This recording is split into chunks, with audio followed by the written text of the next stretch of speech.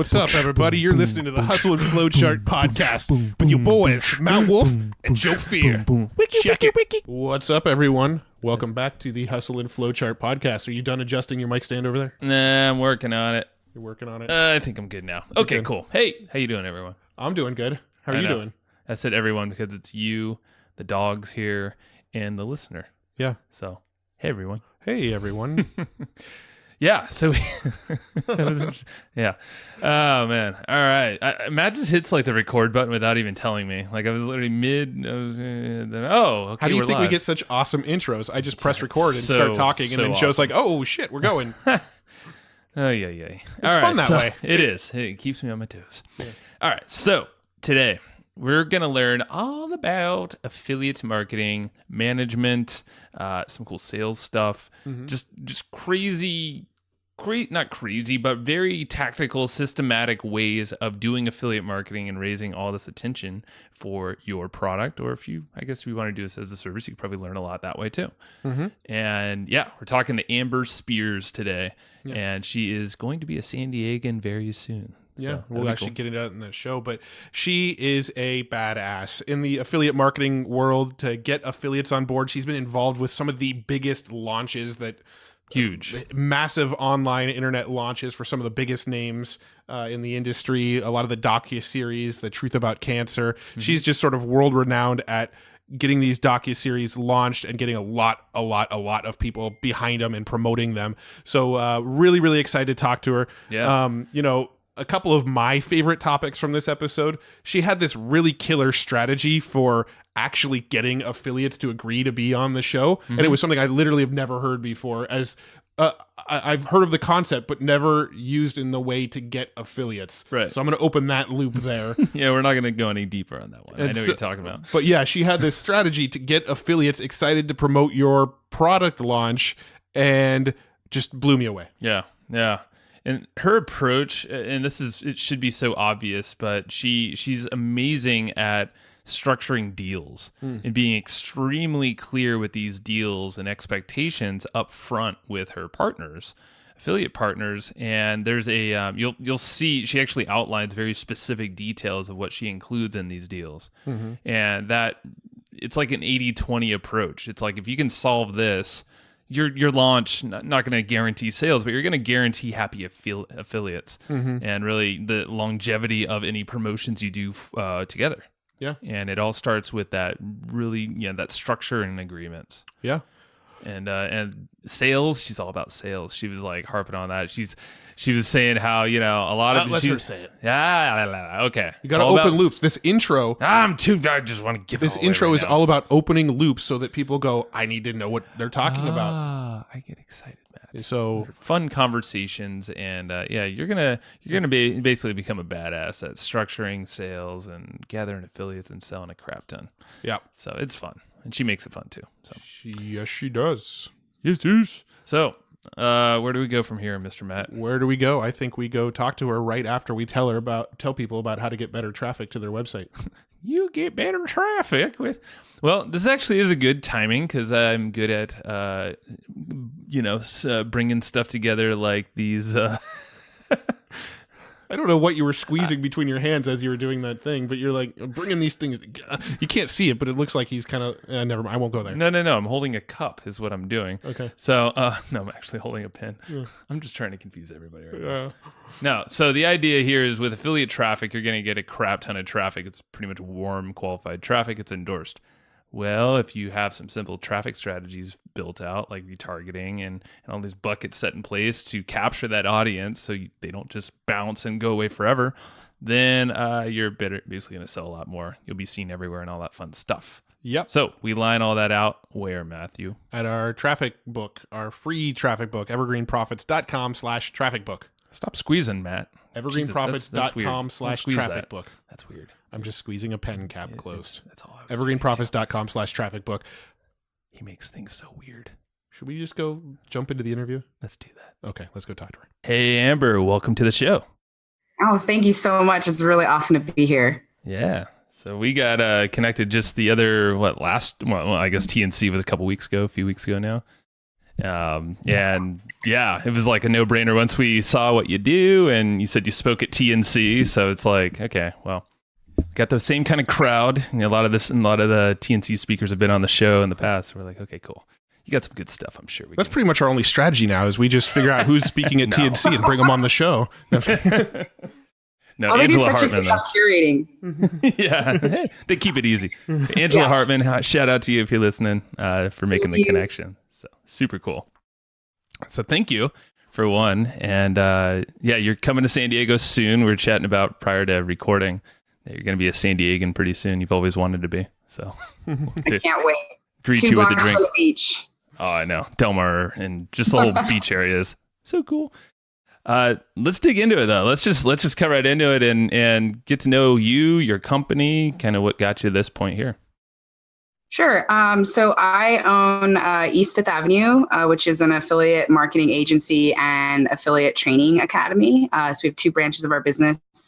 And then I also co-founded the Mimosa Mastermind, a very silly name for a really fun event company. We get a lot of work done. We take about 150 entrepreneurs to Cabo every year.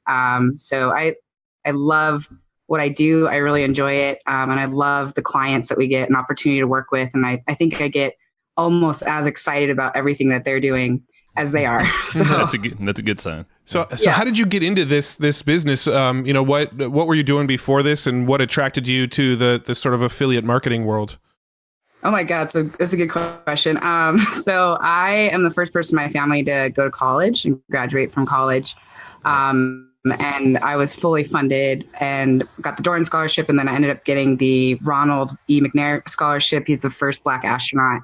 Mm-hmm. And that scholarship fully funded me through my PhD or a law degree or whatever I wanted to do. So once I graduated, I was like, I'm going to take a year off, study for the LSAT. And then while I'm doing that, I'm going to just apply to different jobs. And I took a job with an SEO company that claimed to hack Google's algorithm. This was 12 years ago. Mm-hmm. And they certainly did. They had like 300 link builders in India. Wow. And we could get on the first page of Google for like any keyword term in 3 days. Wow. Like that was back in the fun day, right? And I started selling SEO door to door. I was their first employee and ended up opening 3 offices in 5 states. And during that time, 3 offices in 2 states. And during that time, I had a lot of lawyers as clients and I wanted to be a lawyer. So I was like, I'll do a year. And I asked over 50 of my clients that were lawyers if they wanted to be a lawyer, if they could change it. And every single one of them said, being a lawyer sucks. I do not want to be a lawyer. Great question, by the way. Yeah. And I was like, well, definitely not doing this now. And I'm pretty good at selling things. So I did that for 5 or 6 years. And then I left to work for Craig Ballantyne. At the time, he had just purchased Early to Rise here in Denver. Mm-hmm. And that was kind of the beginning of me kind of being in the direct response marketing world. And very soon I was starving. Like I had these big delusions of grandeur that I was going to come out and be this like amazing copywriter. And I spent the first 6 months just like handwriting copy and like sales pages. And I was making like $28,000 a year, going from making 6 figures and I could like barely afford to put gas in my car. So I came to Craig and I was like, Craig, like I really need to make more money. And he was like, there's this thing called affiliate marketing. And if you want to, take it over, you can, and we'll pay you 10% of anything you brought in. So I was like, yes, definitely going to do that. And ended up really succeeding and thriving in that because it's a selling position. And from there, I ended up leaving Craig, and I've worked with a ton of different people like Activation Products and Venus Factor, and ended up getting my name kind of well known from working with The Truth About Cancer. I helped with their $9.8 and $8.8 million launch. And then from there, just kind of hit all at once. The docuseries world just kind of brought me in, and I've done a lot of the bigger ones like Broken Brain and The Truth About Cancer and Chris Wark and all these other ones. And so out of that, we created an actual agency. My boss, who became my best friend at the first SEO company, is now my business partner now, who I'm going to be living with in Del Mar. So I'm really excited about that move, and also, excited about what we're doing. It's exciting, and I kept doing affiliate marketing because I really loved it. And now I get to not only do it for people in the agency, but I also get to train clients on how to improve their methods and what they're doing on the academy side. That's so cool. Yeah, there's a lot to unpack there. Do you know Travis and Joy Houston by chance? I do. I love them. They're awesome. I thought you would, because they're good buddies of ours. Both have been on the show. Yeah. So just thought that connection. I was like, I'm pretty sure you would know them. Yeah, we just had lunch with Travis yesterday, actually. Mm-hmm. Yeah. So good peeps. We'll all meet up. Yeah. Really good peeps. And he just came to my Mimosa Mastermind at TNC too. Oh, nice. Okay, cool. Yeah. So that's cool. Yeah. That whole, I mean, they're just brilliant. And that's the whole thing. It's like, I know they just hang out with brilliant people. So one thing we've learned about this podcast is that our world gets smaller and smaller with each episode. Always. Such a small world. Yeah. Totally. And I wanted to hit on that whole selling thing, because you said that prior to recording. You said that here, and you heard the 10% opportunity, and you're like, well, I can sell. Go deeper on that and how that's so important. Yeah. So I think affiliate management and affiliate marketing has a really bad rap for whatever reasons. And I think part of that is because people don't structure their deals and their agreements properly. I think where they're setting out expectations, where they're putting things in writing. I think a lot of times when you have like an affiliate manager, what I see most often is that they, are just kind of, they're good with people, right? Mm-hmm. So we're just going to like drop them in here and make them responsible for this revenue stream. And a lot of times being good with people just doesn't mean that you are a professional salesperson and you don't know professional follow-up and you don't know how to pivot through objections. You're not quick thinking on your feet. And so I think that for me, and the reason why my team, we eat everybody else for lunch. It's because we are professional salespeople with systems and processes around it. And we get continuous coaching and training, because to be a really good salesperson, you still need, coaching. And I think that, you look at like LeBron James, he has a coach, even though he doesn't listen. And a lot of other people, right? The best in the world have coaches. I speak a lot and I have a speaking coach. I think that to really succeed and to thrive as an affiliate manager in your position, you really need to be a salesperson, not just good with people. And the other thing is that a lot of the affiliate managers that I see spend so much of their time doing admin work. So they're spending, 50 to 75% of their time pulling reports, sending out links, just doing all this admin stuff that's not money generating activities. Mm-hmm. And that's one of the reasons, and one of the biggest reasons that I see people having very inconsistent revenue in their affiliate programs, is because their people are not trained salespeople. They might be good with people, or they're spending the vast majority of their time doing admin. So they're not getting the results that the owner is looking for. Yeah, no, I can relate to that. I know, Matt, you've been in that role before, just, through the evolutions of us in business for the last 12 years, we've definitely experienced that in different ways. Like I feel like I'm really good with people, but when it comes to all the monotonous work, the admin and the tedious follow-ups, I'm just like, oh God, I just don't want to do this shit. It's not me, But yeah, I could see why something you guys bring to the table with this great system, amazing team, that you would crush and eat everybody for lunch. Yeah. So just to clarify it in my mind, I'm curious about how your business works. Now, are you an affiliate for products and you're out there actually promoting things, or are you sort of the broker, like the affiliate manager in between? Can you just kind of clarify what the business looks like? Just because I'm not 100% sure. Of course. Yeah, no, totally. I know it's definitely confusing. So both. So we have an agency where we take between 6 and 10 clients a year, and we do it for them. So we act as their sales team. So that, basically means going out and like booking their deals, getting them on podcasts. We have to hit monthly revenue goals, all that stuff. So we do it for them. Underneath that umbrella, we also have our own products. So we decided last year, we're like, hey, we've been making people millions of dollars a year. Why don't we try doing it for ourselves? And I have a whole new level of respect for offer owners now, because I've been through, it's been very painful. But, we were very fortunate. We partnered with somebody that I used to work for in late 2017. And we were like, let's try keto cookbooks. This is trending. Let's try it. So from December of 2017 until December 2018, we sold over 500,000 copies of that keto cookbooks. We did just under $10 million selling those. We have our own offers. Yes, we're also rolling out with some gut health offers right now that we're going to own exclusively. So we have our own. We also do it for clients. And then we have an affiliate training academy called the Affiliate Accelerator. And that is where we take about 100 students a year, 100 companies a year, and we put them through our system. So we teach them, basic selling techniques, like we role play with them, we help them, overcome objections. We are looking at the deals that they're making, we're auditing them. And then we're also giving them our outreach scripts, our templates, all that. They get group coaching, one-on-one coaching. And we really try to figure out, what do they need to do every single day to meet or exceed their owner's objections, and what is underperforming and how do we fix that? That is so cool. So for one, it seems like a perfect natural evolution, because I know we've been through this, and a lot of folks we talk to on the podcast is, you do it for other people, and then you see how good you are, how dialed in your systems are. Then you're like, shit, I can make a lot more money if I just did it for myself and then replicate that. It's a huge difference, right? Like we take between 5 and 10% of what we're pushing for the clients, plus a monthly retainer.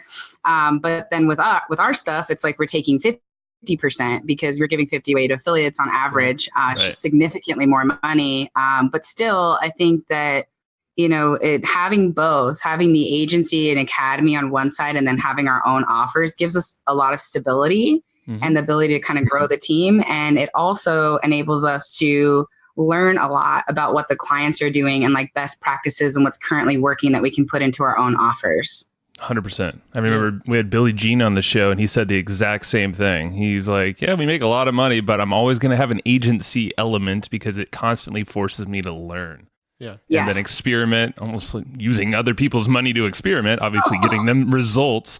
But I mean, we did this kind of not thinking about ourselves as a content marketing agency. And then we realized, hey, we can make a lot more money with affiliate stuff, and let's just create more content ourselves. Well, what I love about what you were saying too is it sounds like you've kind of almost created this a little bit of like a closed system where you're out there and you're helping clients get more affiliates on board, but you're also training new affiliates, which helps feed both sides of the business, so that you've got this like really cool like closed loop element. Yeah, I didn't think about that before. And it's true. And the other thing that's really beneficial from it is people know who's gone through my program. And we get a lot more business done. They feel the difference, even if they had worked with them before, once they've gone through my program, because, for example, like we don't, like a part of it is called like structured deal or no deal. To me, this idea of like these verbal agreements and these kind of handshake deals is just not the proper way to do business. It's business with a small b, not a capital B. I always compare it to Apple. It's like Apple's not going to make an agreement with the vendor and they're just going to do it over a handshake. There's going to be a lot of contracts. And that's a big part of what we do is like, if you want to have a successful launch, you need to have, for example, for us, we don't do a launch unless we have 350,000 clicks booked minimum. So that is the deal. And how do we get there? Well, we have to go out. We have to talk to the person that we're going to be working with, right? It's like, here's when I'm going to mail for you. Here's when you're going to mail for me. Here's how many times you're going to mail. Here are the things you're going to mail to. Here's what we expect you to make, because we test everything. Even when we're doing scaled launches, we had done a beta test before. Here's what happens if it fails, right? And it's all in writing and it's all very clearly mapped out. And then it's in DocuSign. So when people start working with us, they're like, holy smokes, man. Like I've never had this sort of like agreement like before with anybody. Normally these are just my friends and my peers. And it's like, yeah, but how many of us have had a really bad affiliate deal? Right. I think all of us have. So many. And if we had gotten this thing in writing, right, and really mapped everything out, and it's like, if we had that, then we would have something to refer to.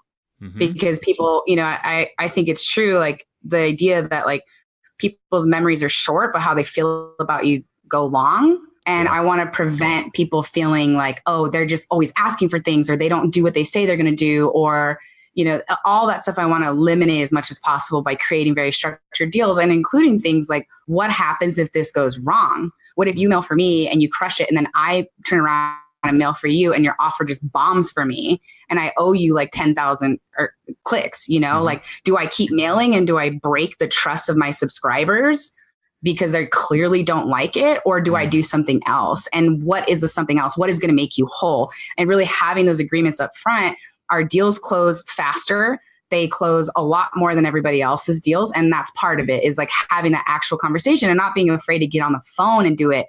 That's another thing. I think everybody spends so much time on email and on Skype. Like, it's like, dude, get off of that.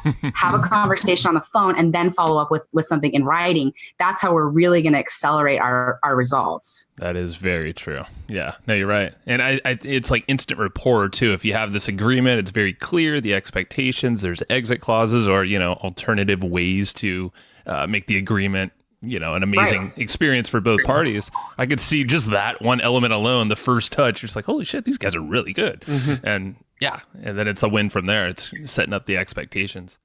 So and then we have a little cabal of like all these affiliate managers that we've trained that we all speak the same language. Yeah, I like that. So then, it's very replicatable, duplicatable, that is. Yes. What would you recommend so someone with their own product out there and they're looking to add affiliates to help them with their promotions? What are some criteria? I know you have your own criteria for the company, but just the folks listening with a product or service of their own, what do you think are the necessary foundational elements they should have before bringing in affiliates? That's a good question. Or an affiliate manager even. Yeah, it's a good question. So I think if they have like an offer right now and they've been running it on cold media, and they haven't quite done an affiliate program before, one of the main things is the person with the highest converting offer makes the deal terms. And you should be spending the vast majority of your time making sure that your offer converts. Because I always say I'm not a salmon. I don't like swimming upstream. And what I mean by that is I don't like booking offers that don't make anybody money. And nobody likes mailing for those offers, right? So the first thing you need to do is number one, cold traffic and warm traffic. And I think warm traffic is affiliate traffic. They don't convert the same. So just because your offer converted really well on Facebook or Google does not mean it's going to convert as well on warm email traffic. So don't make that assumption. It is a good assumption, but it doesn't always translate. So making sure that you have a high converting offer is super, super, super important. Obviously, you have all the basics, right? You have the ability to make sure that you can track it. You have the banners, you have the email swipe copy, you have everything. So you need that to set that up very foundationally. But then the other thing is like making sure that you have so much faith in your offer that you're willing to prepay or guarantee something for people to start testing it. That's another thing that I see people lacking is they're just like, oh, well, you're my bro, you're my friend. Like, why don't you test my offer? And it's like, dude, this is how I feed my family, right? Like this offer has to convert. So if you want me to do it, sure, I can do a test of a couple hundred clicks, or I can do a test of thousands of clicks. If you can guarantee me like $2,500 or, $1 per click or whatever, and be willing to back yourself and say, okay, yeah, I will back that, right? I will pay that. And then once you have that test data, then you can say, okay, great. Now here's all the test data.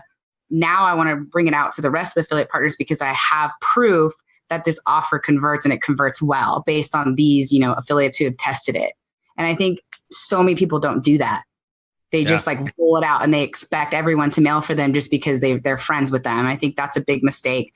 The other thing that I would say is if you are currently an owner who acts as the affiliate manager, another polarizing thing about me is that I really don't think you should be doing that.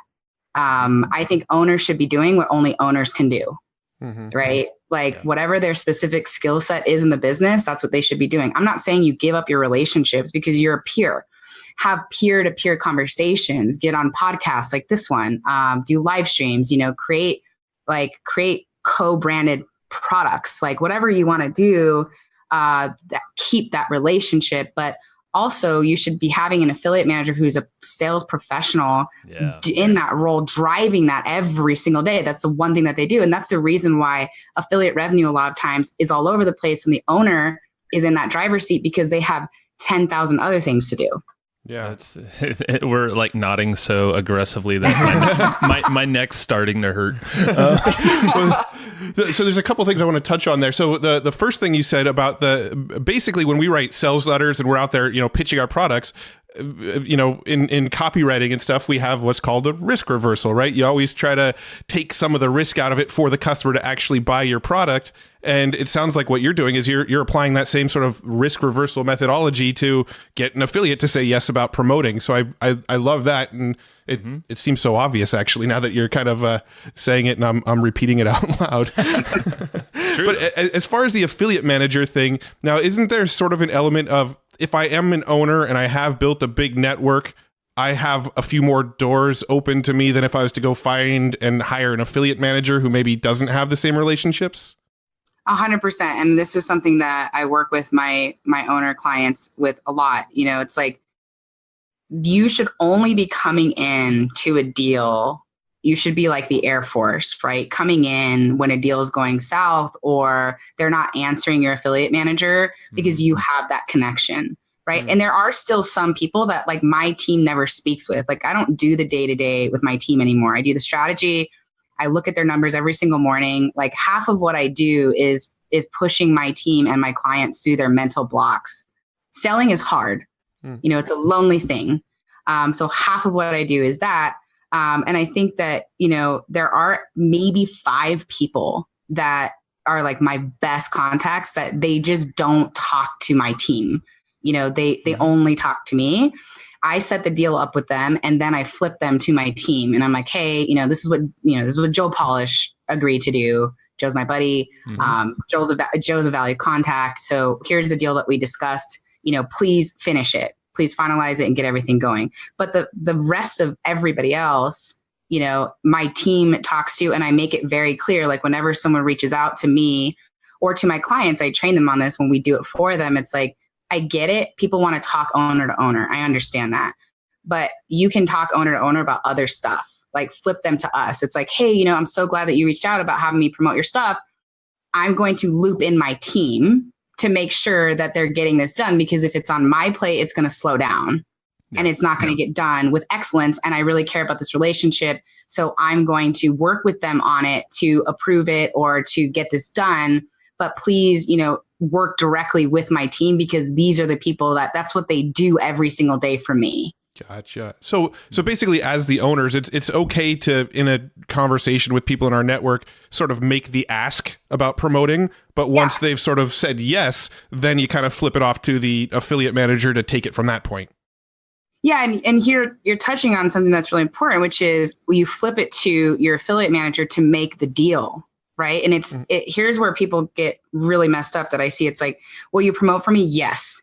Okay, great. I'm so happy. Like, let's get the deal done. But to me, that's not a deal. To me, the deal is, when are we promoting? How many clicks are being exchanged? What's your expectation for success? How much money do you need to make for you to feel like this is a good mailing? What are other things that I need to be aware of?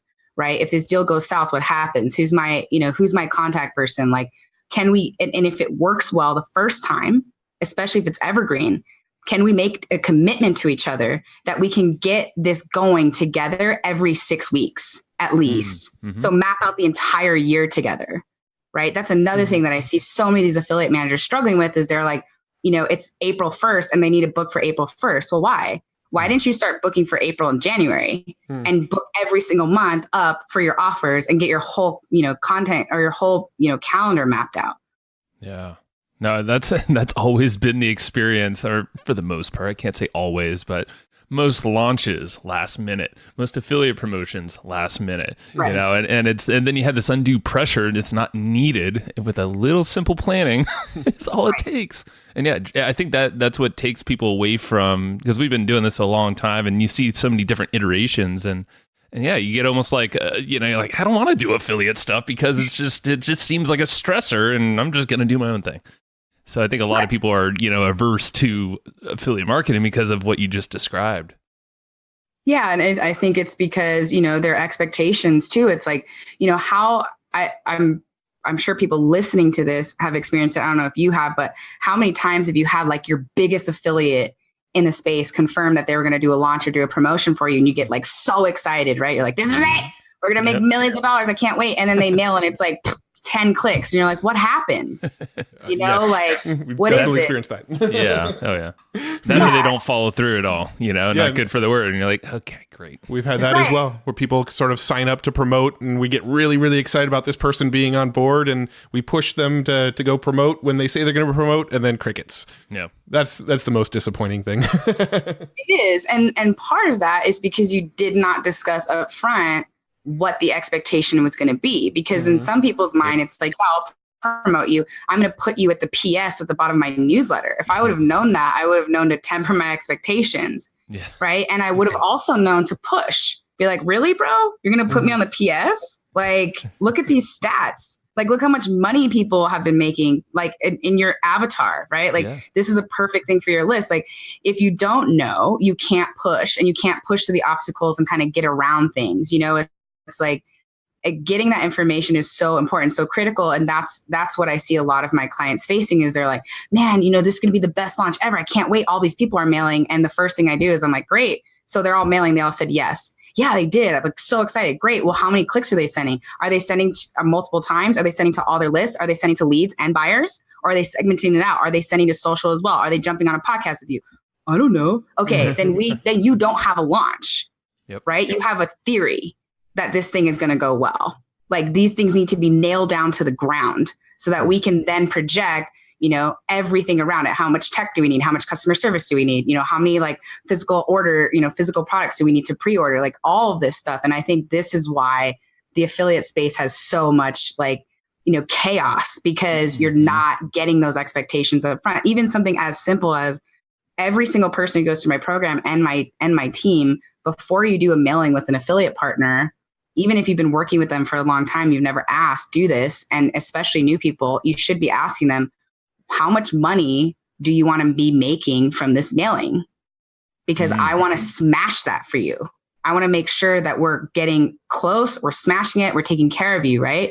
And so let's say they said $5,000. So I'm going to look at their mailing and let's say that they made $7,500 from that. The first thing that I'm going to say is like, dude, you crushed it. You said you want to make 5,000. You made 7,500. Can we get a send it on opens? Right? Because this thing is crushing it. On the flip side, if they want to make $5,000 and they made 1,000, that's a very different conversation. Now I'm coming to them and be like, ooh, damn, that did not do well. Can you give me some feedback on what happened? Are you testing it? Is that why it looked like that? You know, are you having some email deliverability? Did you have low open and low click-through rates? Like, what happened? But not having that information up front, you know, you're kind of shooting in the dark. And that's why I think a lot of times affiliates just go MIA. They're like, oh, I've tested your offer. You know, I want to make 5,000. I made 1,000. I'm not even going to bother writing these people back.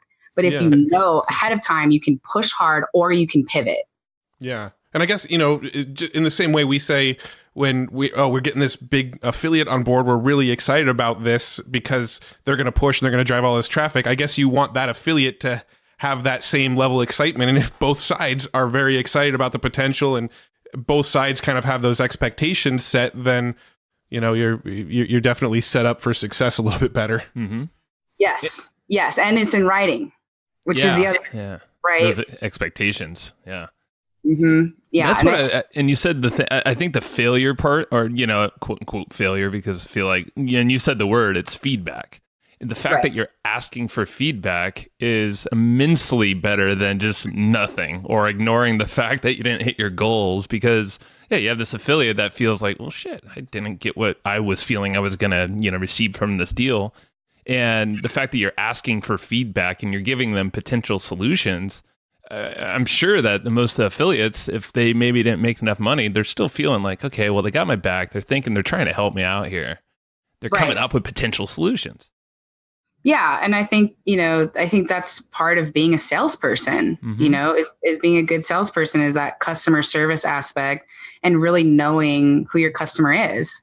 Our customers are our affiliate partners, and we want to delight them, and we want to be able to anticipate their needs, which is one of the reasons why I hammer people so hard on like knowing what that number is in their affiliate's head, so that you can treat them with, you know, the respect that they deserve, and be able to fluidly ask for more if it did well, or, you know, really not kind of apologize, but also try to brainstorm on how to keep that relationship going, because maybe that one offer bombed to their list, but you might have a lot more that will do well later. And you don't want to mess that up just by not knowing, or on the flip side, only having a small bit of information. Like, one of the things that drives me crazy too is when people are like, oh my God, my hot new offer, it's converting at $10 earning per click. It's amazing. You know, and you're like, okay, cool. But a lot of times when you look at it, that's just one part of the equation. Like, maybe they did get a $10 earning per click, but the open rate and the click-through rate was abysmal. So the affiliate actually didn't make the money that they were hoping. And now you're going around harping that they have these huge EPCs because that's the only metric that you had and you didn't ask, right? And your affiliate partner's like, yeah, it was a $10 EPC, but I normally send 10,000 clicks and I sent 500. Like, you know, you have to get all the information on the table. Right. Yeah. And then it could have been the quality of traffic and not specifying, was it cold or was that just, your own list? Right. Exactly. So you teach people how to be better affiliates as well too, right? That's part of the training course that you do? Yes. Yeah. So the training course is designed for affiliate managers, marketing managers, and owners. It's a 6-month program.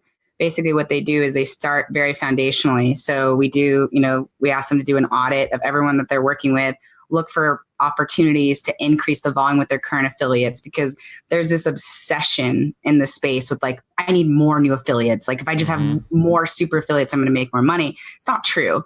You're not taking care of, no, without a doubt. I mean, I consult with everybody from Agora is probably my largest client, $1.7 billion a year company, all the way down to kind of people who are just starting out. They're not crafting and structuring their deals solely with the people that they have. They have so much money left on the table. So shore up those leaks and then go get new affiliates. So we do very foundational kind of, where are you at? How can we improve? And then we go up to negotiation techniques, customer service, really trying to get them to understand that this is a selling role primarily, and getting them off the email and the Skype chat like drug. Like, it's a drug. Like, it's so easy to ignore you on those. And I teach them, it's like, hey, this person's not responding to me. Okay, what'd you do with them? Oh, we emailed them. Okay, I want you to email them. I want you to Skype chat them. I want you to call them. I want you to text them. I want you to send them a LinkedIn message. I want you to find their Facebook. I want you to send them a message there. I want you to find out like their home phone number if they still have that. Like, someone on their team will respond to you. If they don't, then you're going to go find someone else on their team and you're going to get that done. That is your job. Your job is to get the traffic, right? And so really pushing people out of their comfort zones to do that. So that's definitely what I train them on. And a lot of owners go through my program because they don't have established systems and processes and KPIs and quotas. They have it all living in their head, and they're frustrated with their results, or they're frustrated with the results of their affiliate manager. And part of that is because their affiliate manager is not a mind reader. And you need to remind them every single day, like, hey, I need to be making, I want you to be generating $100,000 a month. Well, what does that look like broken down day by day? How many phone calls, how many clicks do you need to book to get that, right? And just continuously looking over their numbers. Salespeople need constant training and reinforcement. They're not robots, right? So making sure that you have the ability to do that, it's really going to help you get the results that you're looking for in your affiliate program. That is powerful, because if you know your numbers, that solves probably 80% of all of your issues. So then you know what to focus on. But I love what you said about just being persistent, and also, feeding the salespeople or the affiliate manager the angles or the different options they can do for follow-ups. Like it might have sounded like to some listeners like, oh my God, they're just like berating them with messages. But like, no, at the end of the day, the intention is good. It's a win-win. And it's, obviously you're doing that for a reason, because they agreed or they had interest at one time but fell off for some reason. Well, and just knowing how give up right there. Just knowing how you and I operate, Joe, we definitely have preferred mediums that we communicate on, and then mediums where we completely ignore. Like if you were to find my Skype and my Facebook Messenger and my email and my phone number, you probably wouldn't get a response from me on Skype or Facebook Messenger. And if you tried to call me, unless you left a voicemail, you're probably not going to get an answer. But if you hit me an email, I pretty much clear out my inbox every single day. So everybody kind of has their preferred medium. So although it sounds like you're barraging them with like 10 different contact points, the likelihood is they're going to see it in 2 of them, you know? Yeah, you're exactly right. And that's one of the fundamental principles of what we teach. It's like, you also have a responsibility to know your affiliate partners through and through and know what their preferred medium of communication is. And that's one of the first things that we ask them. We start working with them. It's like, do you know how people respond best to you? Because for me, email is a black hole. I have probably 10,000 unread messages in there. The best way is always to text me, right? And anybody who knows me knows that. And that's, and I get this pushback a lot, right? This is one of the reasons why I am a bit polarizing in the space, because people hear and they're like, oh my God, you're going to hit them up on all these different mediums. Like, I don't want to do that. There's a way to do it elegantly. It doesn't have to be the same message. And you can even say things like, hey, I know I'm like hitting you up a lot. Ha ha. Also, I'm doing that because you asked me to do this. So you can tell me to like, take a hike, or do you want to make this money together? Because like you said, that's what you wanted. And I want to make sure that I'm taking care of you. It's part of my character and part of my integrity to make sure that I do what we committed to. Right. And you can craft that message in a very elegant way. But people, the squeaky wheel gets oiled. That's the reason why my team and my clients and anybody that goes to the program, like, they get better results, because they know, like, it's the people that keep pushing, and you don't have to be a jerk about it. You can do it in a high-end concierge selling way, but you have to get through. It's super true, because I'm just thinking of just any silence that I've ever experienced in work, if it's going after a deal like you've said, or even just trying to collect back in the agency days on money. It's like, oh no, the squeaky wheel always gets paid, or and you don't have to be a jerk about it. Like exactly what you said. That's how I would approach it. And I always got paid. Well, we're marketers, so I'm not averse at all to trying to hit people in multiple places. That's literally our job. Like when this episode goes live, once this goes live, I'm going to mail our list. I'm going to do a mini chat broadcast to our Facebook broadcast list. I'm going to share it to our Facebook group, our Facebook fan page, our Twitter account, our LinkedIn account. The list goes on and on and on. This episode is going to go to every marketing channel I could possibly think of. And we do that with every single episode. I'll text Amber instead of email her, so she knows it goes live. There you go. I will see that. Okay, cool. But yeah, no, it's multi-channel marketing, and that applies to everything out there. Yeah. And yeah, it does. And it's foundational selling principles, know? And I think that we have a responsibility to do better. We do. And that is the reason why I built this academy, because I couldn't service all the people I wanted to work with. We just didn't have the bandwidth. We want to stay as a boutique agency. And I felt like, there's just so many people out there that needed better training. And like I said, half of it is systems and knowing your numbers and having the personality for it. And then the other half is, your mental breakthroughs, being told no all the time, or having people ghost on you and all this other stuff. It's hard. And also being responsible for numbers, it's hard. And that is the reason why I designed this, and why I think that anyone who goes through the program or works with us feels like we know them, feels like we care about them. And also they know when we reach out, we're here to get this money, and we're here to make this money together. Yep. Yeah. Now, how do you recommend people go and find new affiliates for their products? If I'm getting ready to launch a product, and let's say, for example, I'm a JV manager, and I need to go and find affiliates to promote my client's product. What are some of the like kind of early easy recommendations that somebody can do to go and get affiliates on board? Yeah, my favorite way is referrals. I think that's the best way to do things. And the best way to accelerate that is running a second tier referral contest. That's one of my favorite things. So let me get really specific here before people start running off and doing it. The most important thing is to structure the deal, which is basically for us, it's like, hey, we're going to launch this thing in 3 months from now. That should be the minimum amount of time before you start recruiting. I like to do 6 months in advance to start recruiting. And it's like, hey, we have this launch coming up in 3 months. I would like you guys to introduce me to people that I don't know yet. I will give you a second tier commission on top of it. And you're also eligible to win, let's say $5,000 for the first prize, $2,000 for the second prize, $1,000 for the third prize, whatever. But here's what I need for you to qualify for this. I need people who have an email list in health, who are willing to mail third-party offers, and that can, send me 10,000 clicks or more. And that's going to be the type of person that I'm interested in meeting. And you need to introduce them to me via email, right? Mm-hmm. Or through text message or whatever. This is what I'm looking for, right? So to qualify on this is what they need. You can even take it a step further and say, we'll give this money at the end of the launch because those people also have to mail for the launch, right? So just getting really tight around like your agreement and like what you're looking for. So the reason why we started doing that is because the first time I ran a second tier contest, referral contest was for the Thyroid Secret. And they had 82 affiliates when I first started working with them. They've been doing it for like 3 years. They had a email list size of like 150,000. And so we decided to run a second tier referral contest, and we didn't have those kinds of restrictions. And we ballooned it from 82 affiliates to 1,400. Wow. So I spent all that time trying to figure out like, who is a minnow, who's a whale, all this other stuff. And we had an amazing launch. We ended up adding 589,000 names to the list.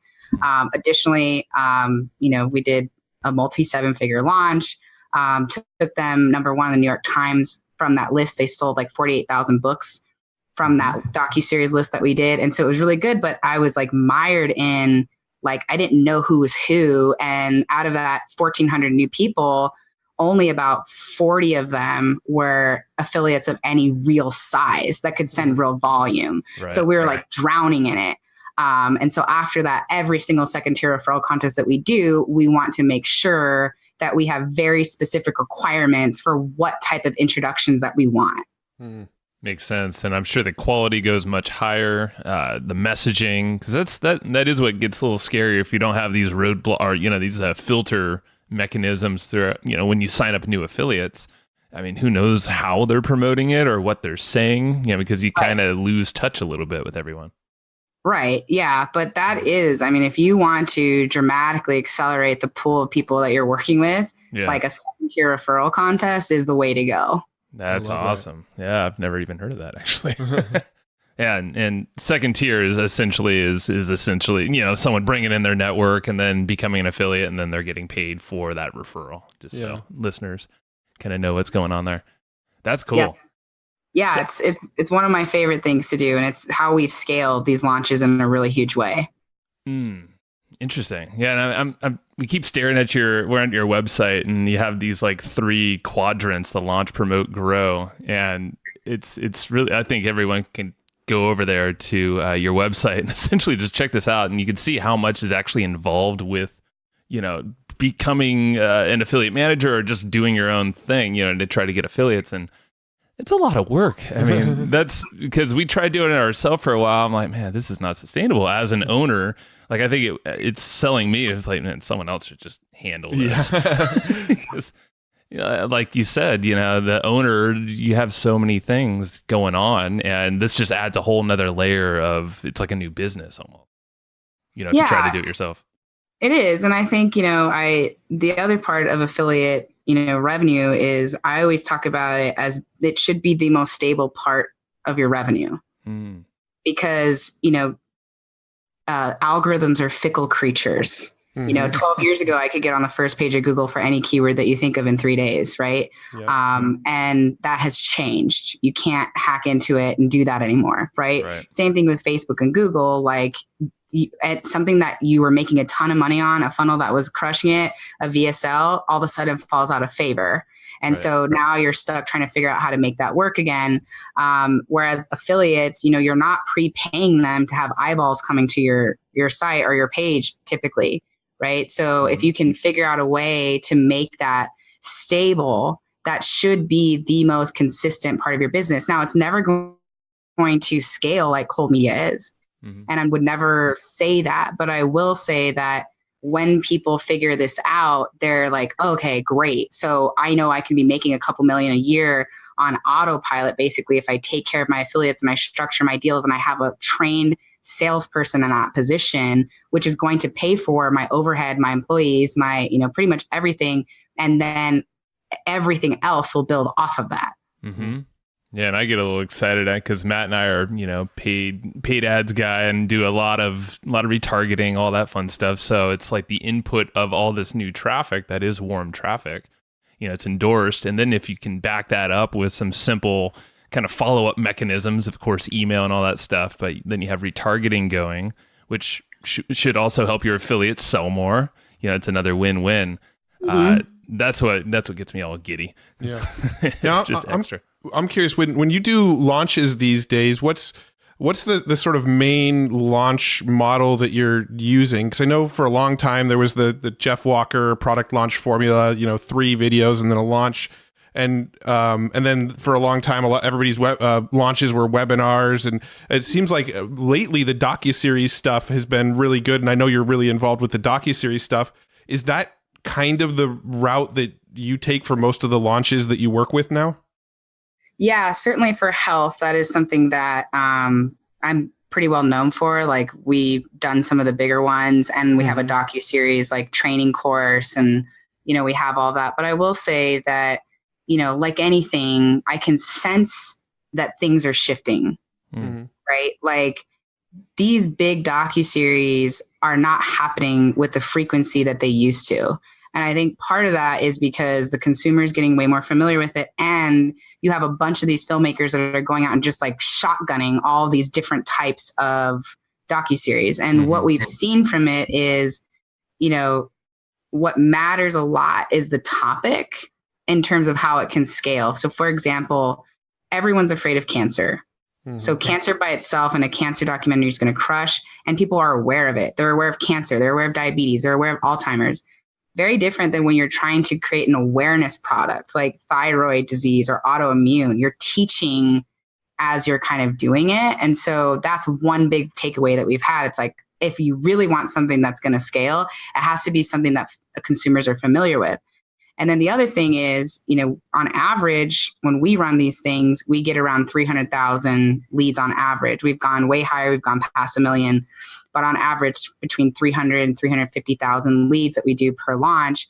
And what's happening is, these emails are not being delivered anymore. And that's critical because the way that you're pushing people to watch is through email. They opt in, and then you're like, hey, episode 1's going live. Well, if they're throttling us on Infusionsoft and they're throttling us everywhere else, they're not going to get that email for more than 24 hours. And now if video 1 expired and they're pissed off. Yeah. Right. And so it's really important to focus on the quality, the customer experience, testing it, and making sure that, to really kind of educate. You can have your own spin on how to prevent cancer or treat cancer or beat cancer.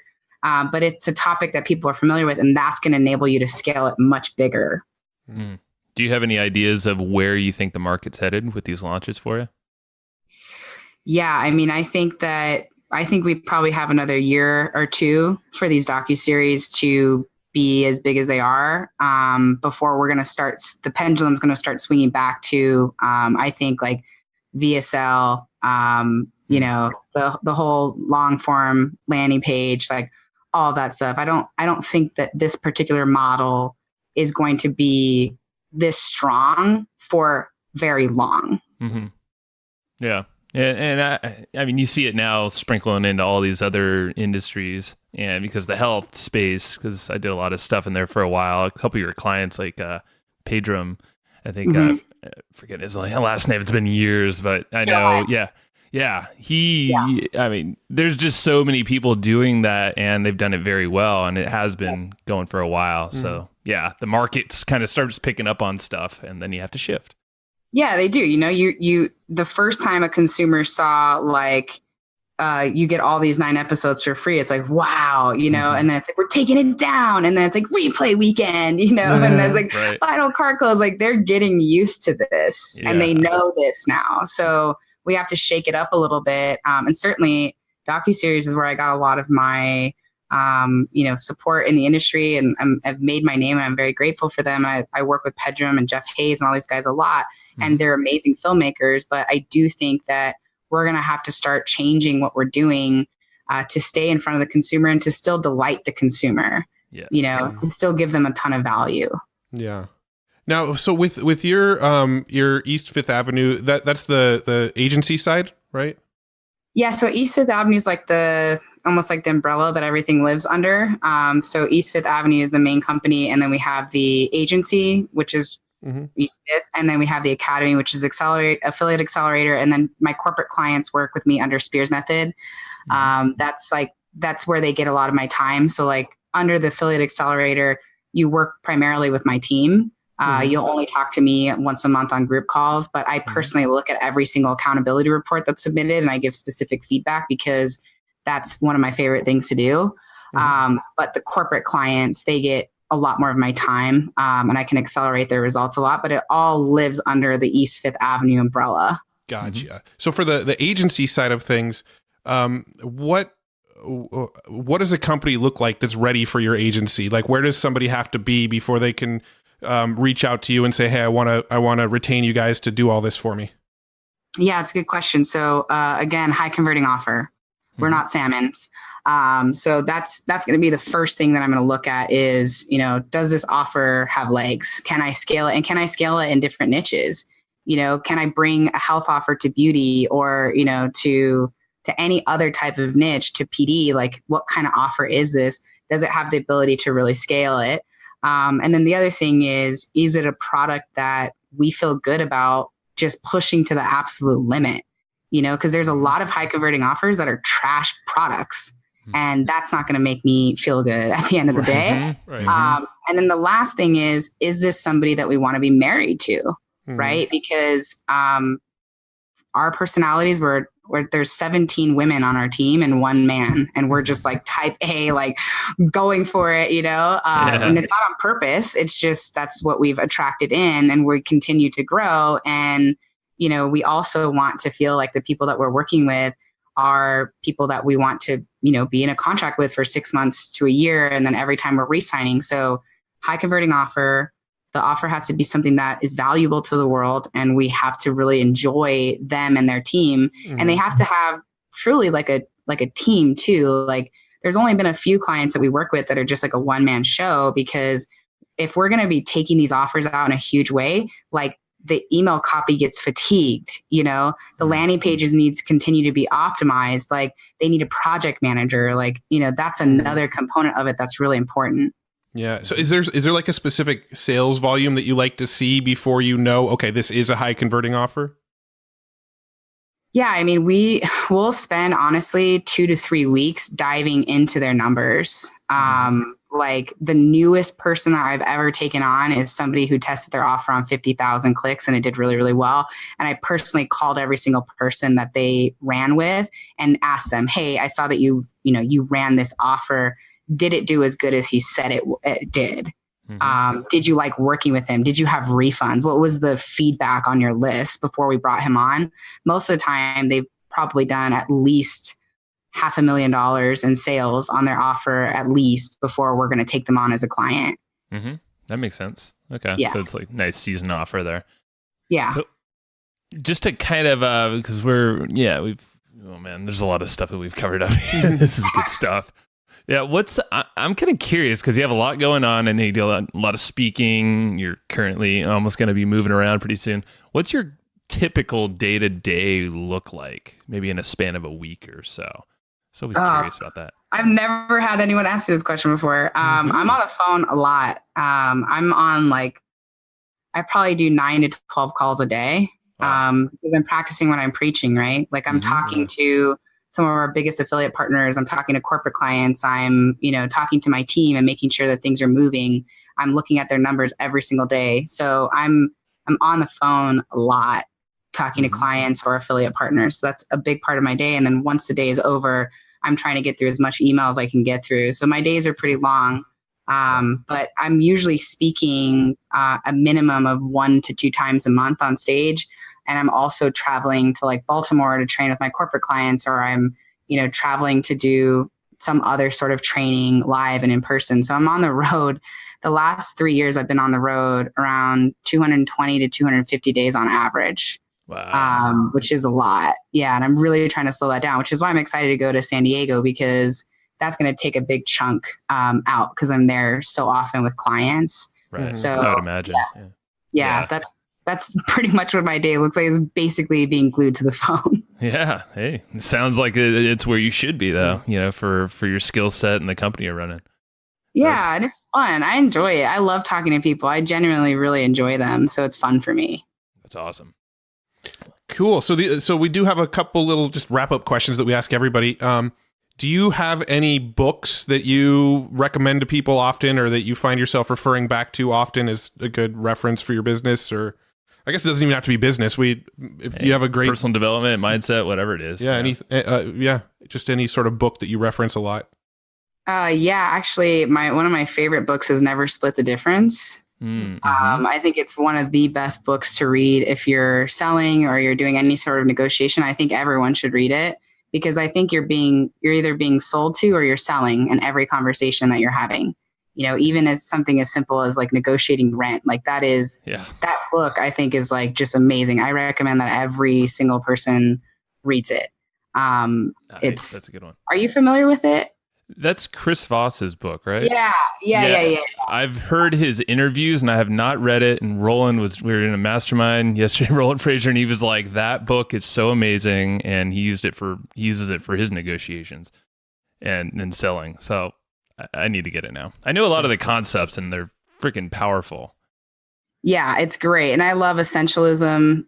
That's another really good book that's helped me a lot. That's another one of my new favorites. And I'm into like all the other kind of self-help, like a Return to Love and like all the other stuff. I think I read a lot. But I certainly think anybody who is doing any sort of selling should definitely read Never Split the Difference. Yeah. What's your do you like to listen, like Audible, or read? So I like to listen to fiction. I have to read nonfiction and like business books because I don't retain the listening as much for me. So I'm starting to find I always experiment, and I think that's what I always end up doing. I just like Audible. That sounds great. I'm like, damn it, I'm just talking a lot of numbers and a lot of lists, and I'm like, I just need to read this thing. Well, yeah, you got to figure when you're using Audible, you're like, I mean, for me, I'm out walking. I listen to podcasts when I walk the dog, right. But most people are out driving or something, and if you want to take notes or highlight, you just can't. Impossible. So I can definitely see that for sure. But very cool. Awesome. Well, where should we direct folks? Now that they listen to you, and either they love you or they hate you. but the lovers, where do you want the lovers to go to? I mean, they're more than welcome to go to our eastfifthavenue.com site. And then we're going to have a new page up for Affiliate Accelerator. But that for now, it's spearsmethod.com that they can check out. And of course, if they want to come hang out with us in Cabo, mimosamastermind.com is like, that's kind of like my fun kind of hobby business. But I get a lot out of it. I put my heart and soul into like making a community, and our events are very different. Like people like Perry Belcher and Chris Guerrero and all these people, they come to our events. And what's different about ours is these people get off stage and they work with you one-on-one. So we do like a full intake and figure out what your needs are. And then we pair you with the experts that you need to meet. And they actually spend between 30 minutes to an hour looking at your numbers, giving you very specific feedback. And then we hand select where you're sitting every single day. And we pair you with the people that you need to meet. We put the ROI a lot on our own shoulders instead of being like, pay thousands of dollars to come to my event and then you get the ROI, you figure it out. I mean, I even know down to like what hotel room they're staying at, and I put them on the same floor as people that they need to run into on the elevator. So if people are interested in health and wellness or PD or e-com, Mimosa Mastermind is like one of the better events, not just because I put it on, but just from the feedback that we get. We have a 79% return rate for people that come because they really, really enjoy it. So that would probably be a really good place to check out too. The fact that you have your East Fifth Avenue is so dialed in, it seems like the mastermind would be just as dialed in, and a lot of fun too. So. Oh yeah, it's a lot of fun. Goofy name. We definitely do a lot of work, but we have a ton of fun too. And there's definitely a lot of mimosas being drank for sure. Heck yeah, that's what it should be all about. Well, we'll link all that stuff in the show notes too. When does that event happen? October. So it's October 25th through the 29th this year in Cabo. I'd love to have you guys come out. You guys could come out and be podcast experts because we get a lot of people asking, how do I start my own podcast? Or like, I have one and I don't know how to scale it. And, I don't know how to monetize it. And that'd be really cool to have you guys come out. That sounds epic. That'd be we'd awesome. love to know more. That's the space we're operating in these days, is the teaching podcasting to marketers, basically. Yeah. It's an untapped realm still. For sure. I'd love to keep that conversation going with you guys about having you guys come out as experts to Cabo. It would be awesome. Right on. Well, thank you, Amber. Yeah, of course. We'll follow up and we'll let you go, get back on the phone, and no, I'm just kidding. Take a break, damn it. Thank Have you a guys good one. so much. I really appreciate this. This was awesome. Thanks, everybody, for listening to this episode of the Hustle and Flowchart podcast. Before taking the time to listen, we want to give you something a little bit special. Every single episode that we do, we actually have somebody on our team take notes. We basically have a Cliff's Notes version of every episode where you can go and find all of the tips and tactics that they laid out, all of the resources that they laid out, all the good stuff from this episode. We actually have a nice simple notes version that you can find on our website. So go to evergreenprofits.com, find this episode that you just listened to, and give us your email address and we'll send you the notes. Thanks for listening.